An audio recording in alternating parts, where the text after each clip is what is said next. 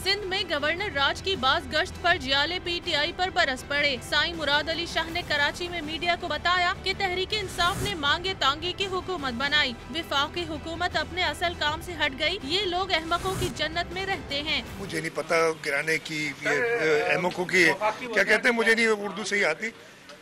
जन्नत में रहते हैं, क्लियर मेजॉरिटी है।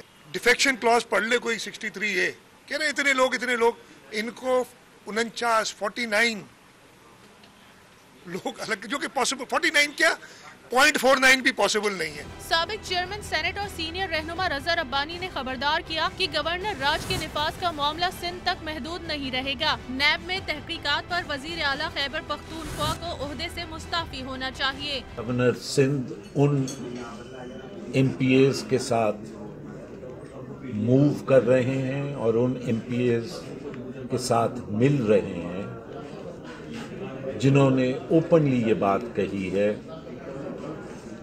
कि वो सिंध हुकूमत को डिस्टेबलाइज करना चाहते हैं। सिंध के जोशीले रहनुमा मौला बख्श चांडियो भी बरहम हैं। कहा कि सूबे में मसनूई गवर्नर राज की कोशिश पहली बार नहीं है। हर सूरत हाल का मुकाबला करने को तैयार हैं। वजीर आला पर सिंध असेंबली को एतमाद है। आप कौन होते हैं वजीर आला को हटाने वाले?